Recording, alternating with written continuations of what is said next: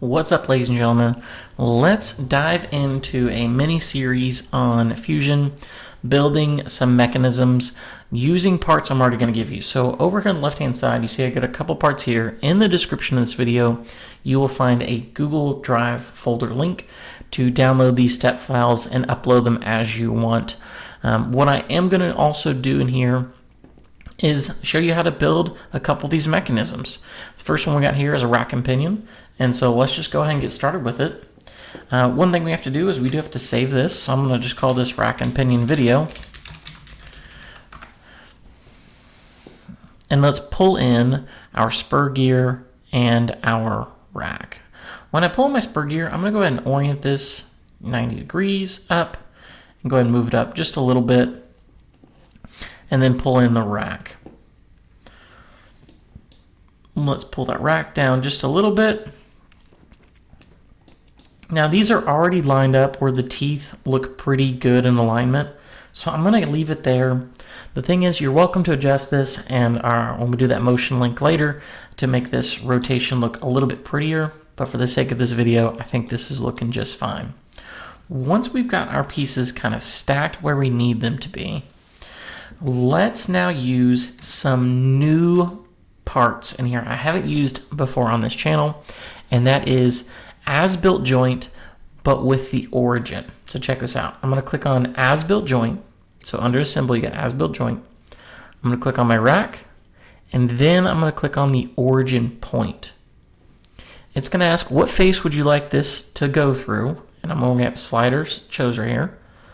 And I'm actually going to zoom in and choose this face right here.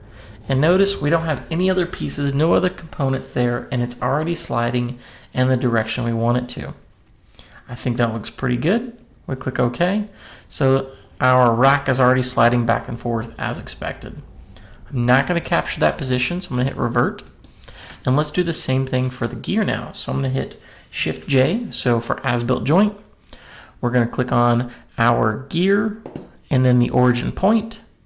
That center is going to be the center of this gear, but since there's a hole in there, I actually might have a hard time choosing this. I might get away with it right here. Let's check it out. I do. The problem is that this is a slider, and we want this to be a revolute. And it looks good to me. So I don't know about you, man, but that is sweet action. Very minimal work and letting Fusion do the heavy lifting. I'm going to click revert position because everything's in alignment where we need it to be. And I'm now going to use a motion link. So we're going to click on a symbol, click on motion link, and we're going to connect those two joints we just did, that slider and that revolute. Probably going to need to click reverse. That way they're spinning the same direction.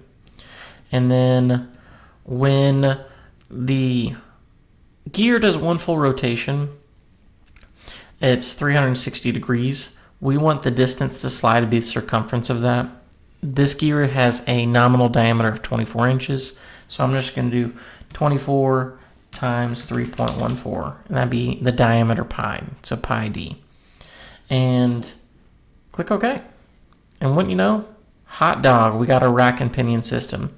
Now, since I did model this pretty quickly and we are not using an exact number, notice that the teeth do get out of alignment after some full rotations, and that's okay. We're looking at just how to do this nice and quick, and that rack and pinion system just looks pretty sweet.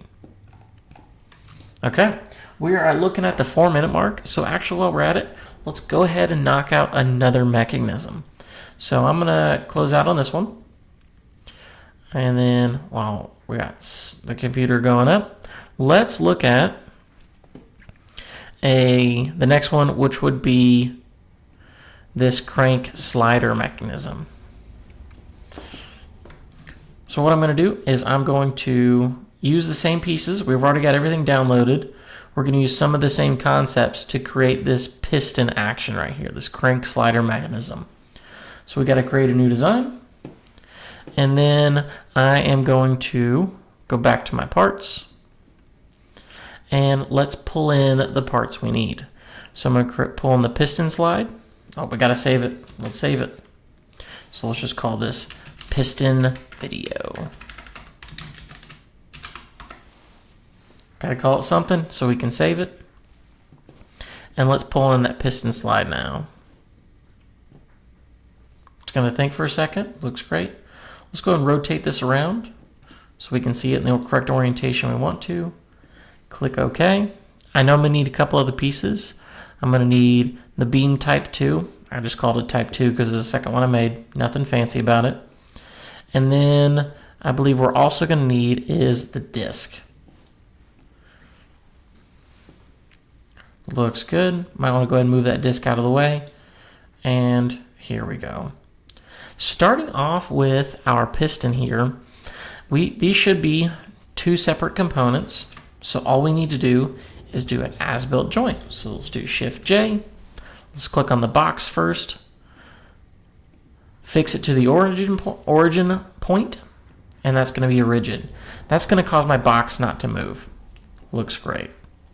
Next, we're going to do Shift J again, and we're going to do an as-built joint of our piston to move in and out of our slide box, and that's going to be a slider.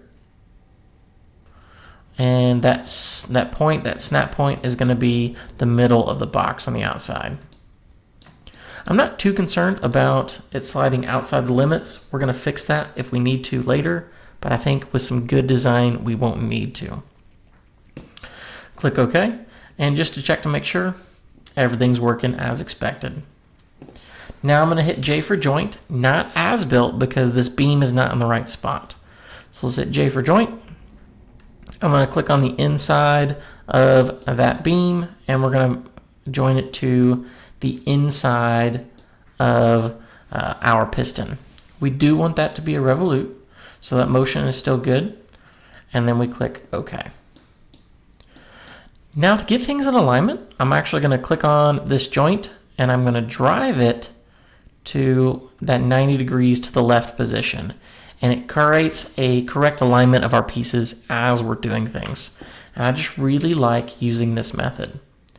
I will now capture this position because this is the default position I want this beam to be sticking out, is 90 degrees to the left. Let's hit J for join again.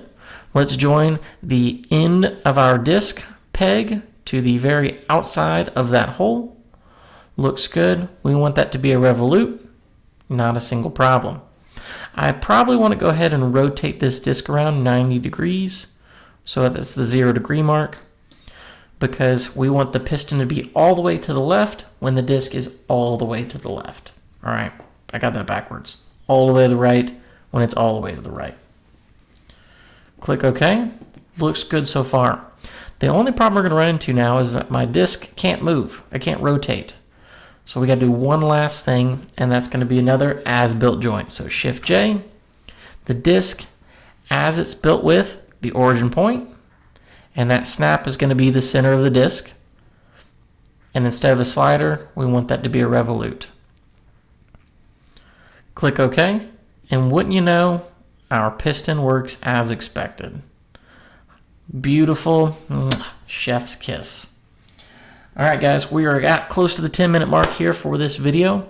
If you got any questions, comments, or concerns, or if you need to unpack how to do this a little bit more, absolutely throw them down in the comment section, and I'd love to help you guys out if you need it. If not, we're going to keep building other cool stuff. Until then, I will see you guys in the next video. Take care.